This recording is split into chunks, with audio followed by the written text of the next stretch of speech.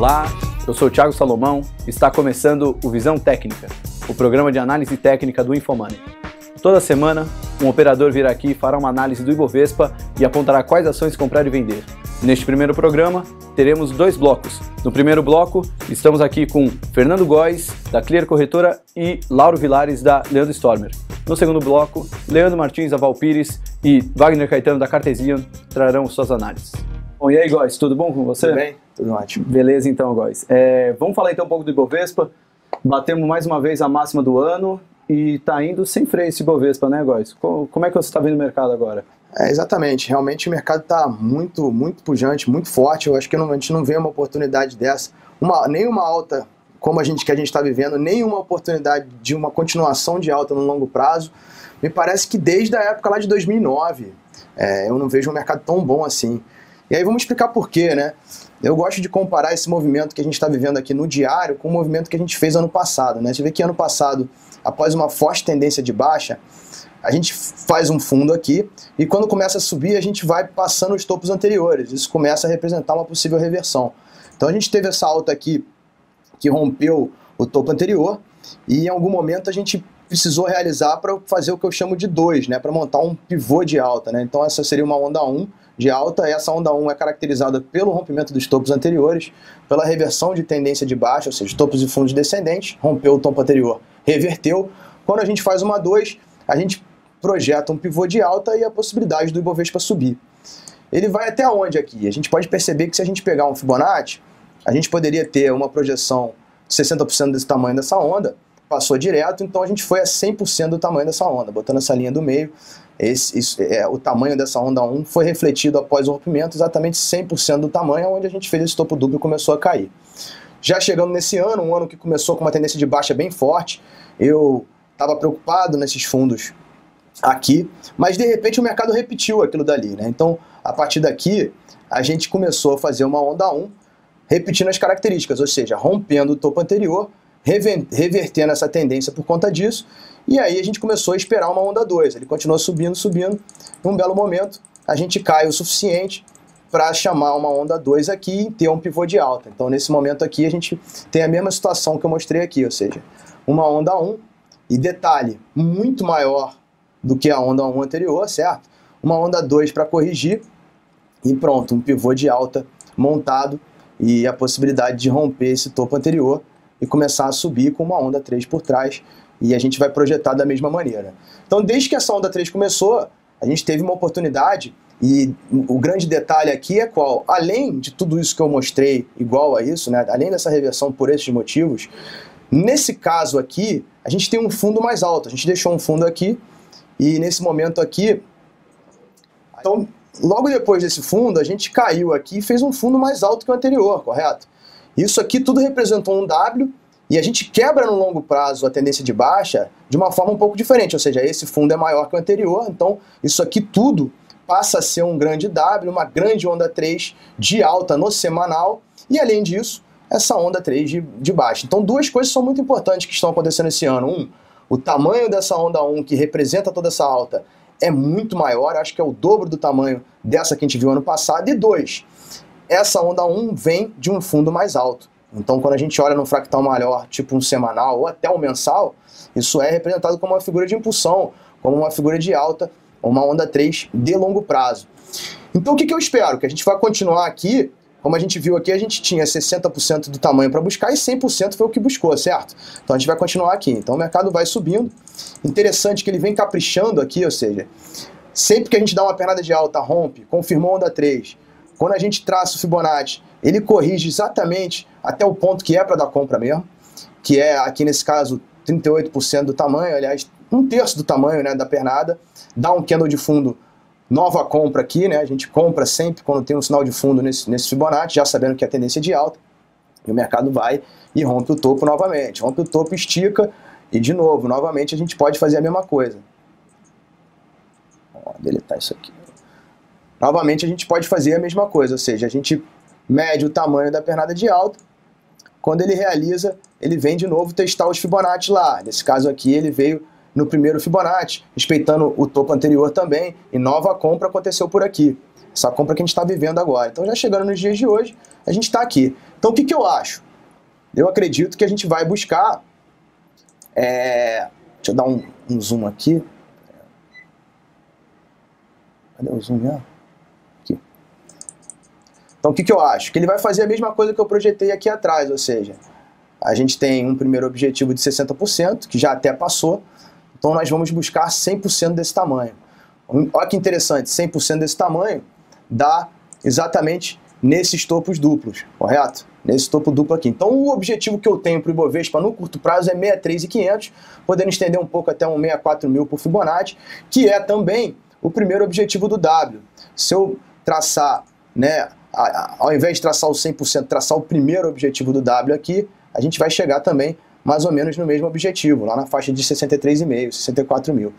E mais para frente, indo um pouco além, eu acho que o mercado vai sentir essa faixa, é uma resistência muito importante, ele vai sentir essa faixa, mas tem tudo para cair simetricamente ao movimento anterior, fazer aqui um segundo ombro, e aí a gente pode entrar numa tendência de alta ainda mais importante aqui, ou seja, eu acredito que o mercado possa fazer isso aqui como um ombro, isso aqui tudo como uma cabeça dupla, esse W vira uma cabeça de um ombro bem grande, e um segundo ombro aqui, para aí sim a gente decolar e as projeções dessa nova figura que possivelmente pode ser montada já vão acima dos topos históricos. Acho que a gente vai estar falando de 75.000, 80.000, alguma coisa nesse nível.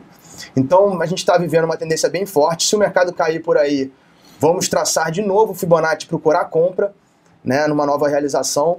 O primeiro objetivo é 63,5. E depois disso, mesmo que a queda seja razoavelmente expressiva, a gente tem a oportunidade de montar uma grande figura de alta e aí sim está falando mais para o longo prazo do teste ou até o rompimento do topo histórico do Ibovespa, que ficou lá em 74.000. E você acha que a gente chega nesses 63.500 ainda nessa semana?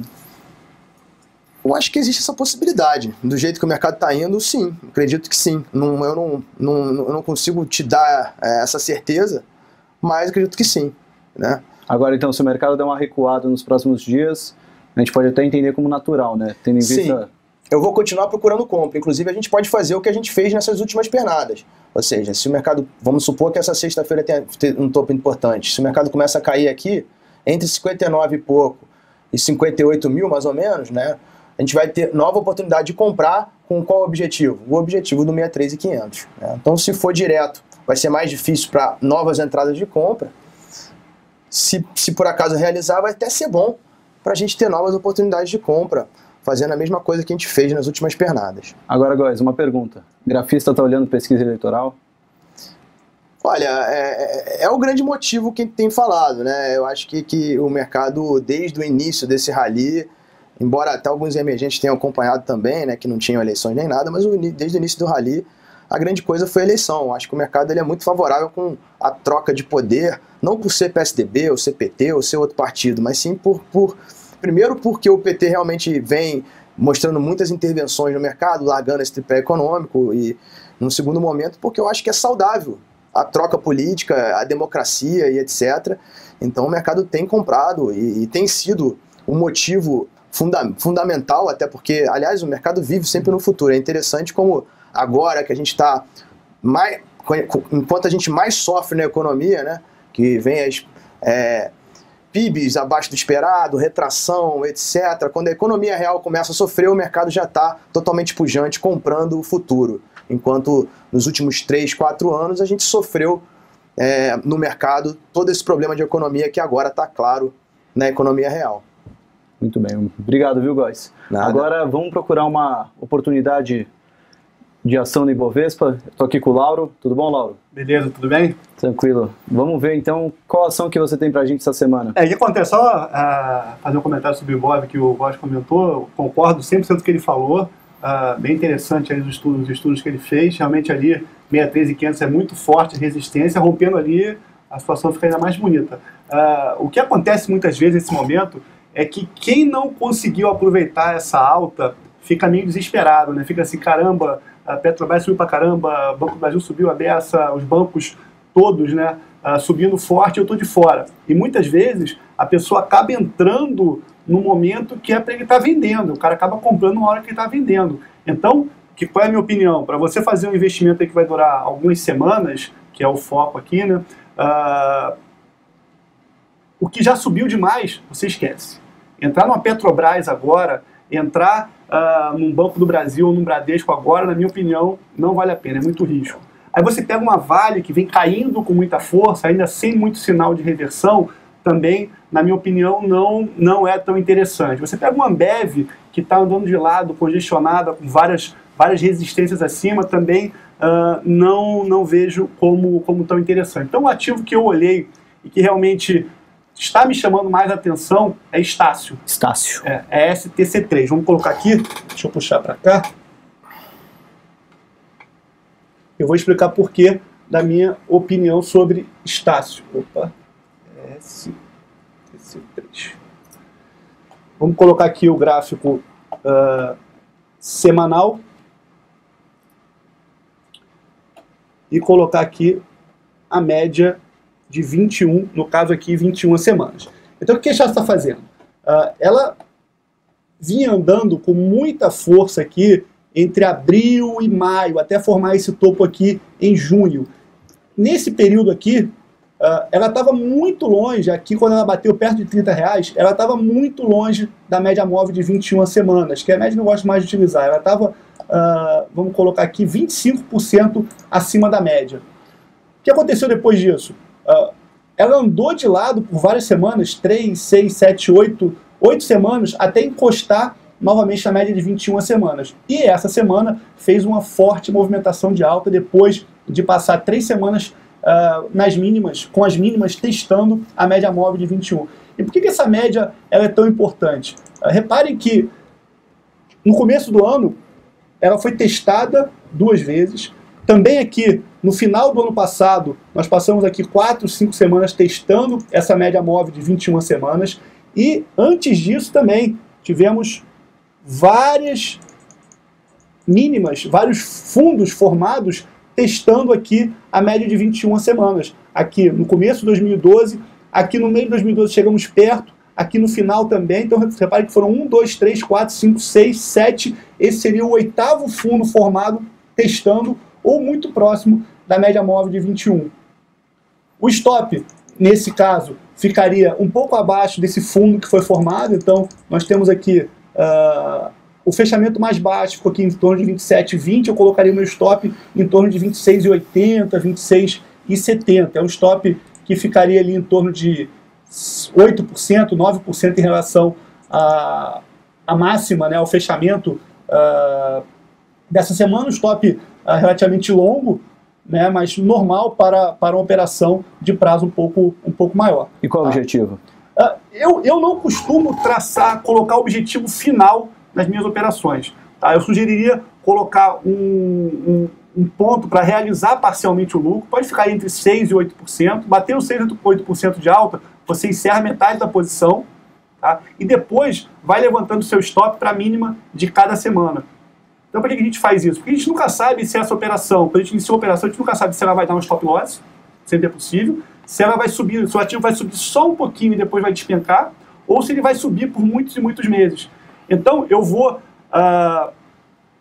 colocar o meu objetivo, uma parte dele, como se o ativo fosse subir só um pouquinho e depois caísse, que é ali uns 6, 8%, tá?